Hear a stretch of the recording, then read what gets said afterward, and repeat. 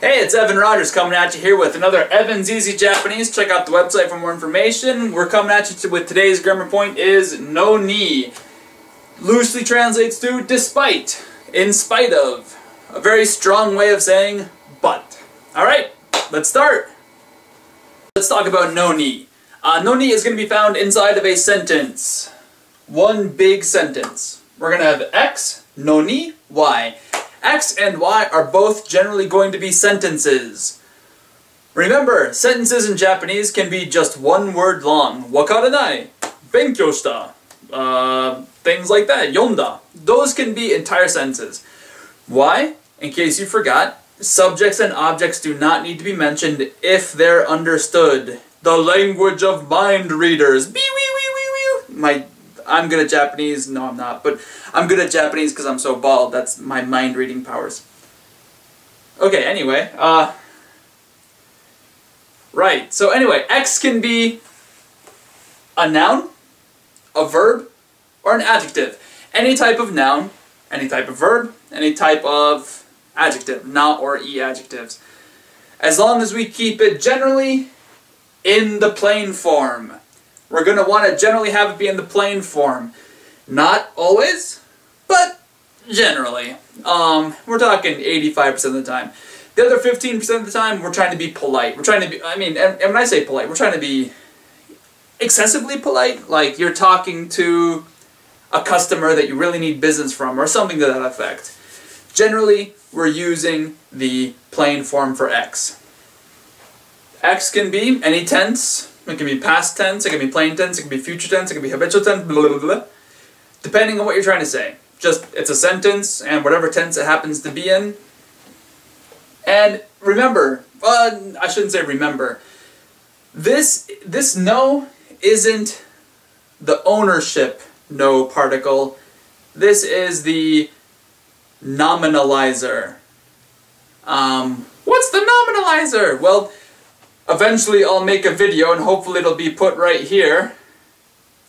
But ultimately the nominalizer is basically when you want to turn a verb into a noun, we use the no particle. We can also use koto, but it has a different meaning. And that's called the nominalizer. The noun. I like to call it the nounifier, the nounification. It nounifies something. In fact, it can be used for e-adjectives as well.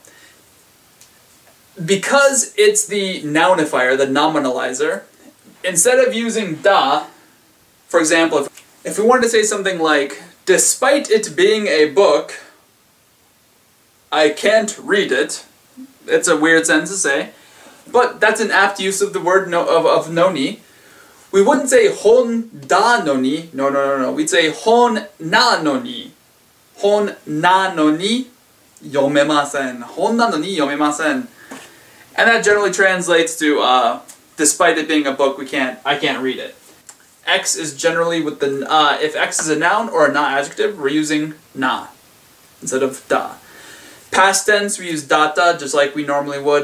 Data works as well. Just, if it's past tense, we use data. Boom. Translating noni. Basically, we're going to have it in between two sentences. Noni will be in the middle.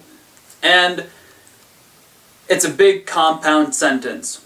Before we continue, the end part of the sentence does not have to exist. We can just have it be X noni, and it's kind of like saying, oh, in spite of that. Oh, tabeta noni, even though I ate it. And things like that. So a few loose translations of noni are as follows. If we remember that blue is X, noni is green, and Y is red. Despite X, Y. So despite studying very hard on it for a test, I totally tanked and, now I can't go to college or something. Even though I studied hard, I guess we're just doing the same thing. Even though I'm on a diet, I'm not losing any weight. I keep gaining weight. I'm getting fatter and fatter. In spite of exercising every single day, I don't know, I'm losing muscle mass, in case you're a bra. Yeah! Another sort of translation that you might run across might be X, but Y. I'm eating a lot of cheesecake, but I'm not gaining any weight. It's very strange. I keep eating cheesecake, but I'm not gaining any weight. hopefully you can feel the difference between this but and a different but. Not this but, I'm talking about a different usage of but, not two t's. This but, I'm hoping the way that I said it, you can sort of feel the idea of in spite of or even though, sort of a strong but. I gotta flash some images of some booties on here just for kicks. Okay, that's an important point to make. This is not kedo. It can, if you use it like kedo or keredomo, you could be using it wrong. Sometimes you'll get it right, sometimes you'll get it wrong. Okay, so let's hit about what's different about the two. Okay, here are a few differences between kedo, keredomo, ga, and noni. Here we got noni, here we got kedo, keredomo, and ga. Just a few basic things. I feel like you should already know the difference if you studied kedo and those already, based on the way that I explained it, but it's going to come up where you're like, why did I get yelled at for using kedo here? You're not going to get yelled at except for by a teacher, but let's just take a few differences. Remember, this is noni is translating more as despite, in spite of the fact, even though. Whereas these are just sort of like but. So, you know, it was big. That was almost another butt joke, a B-U-T-T joke. It's big, but how big is it? Something like that. Whereas this is, despite it being big, you can already tell I can't finish the sentence in the same way. Despite it being big, how big is it? It just doesn't work, does it? It just doesn't work.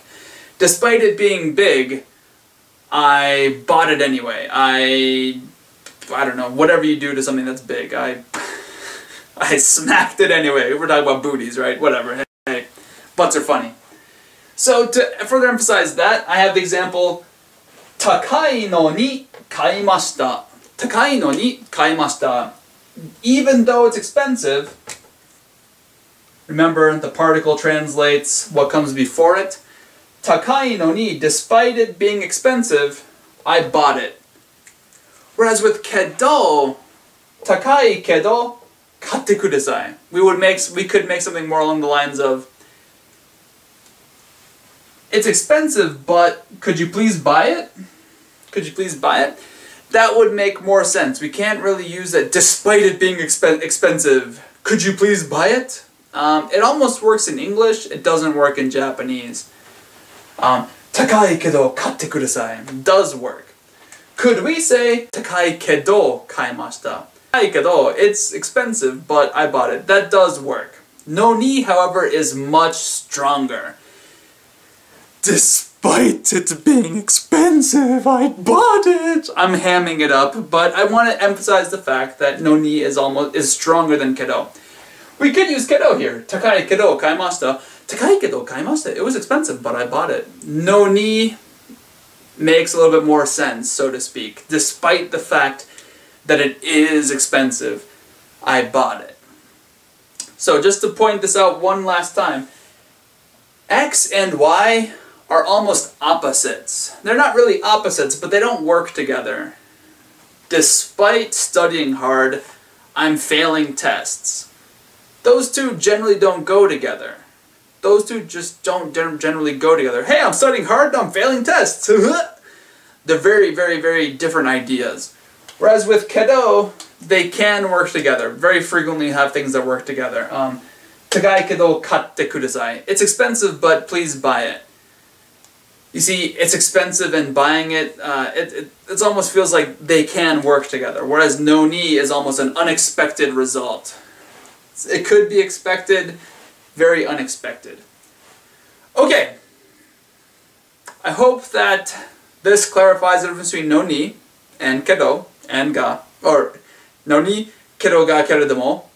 And also, I hope you learned how to use noni. There will be some examples of how to use it on my webpage. Have yourself a great day. See you.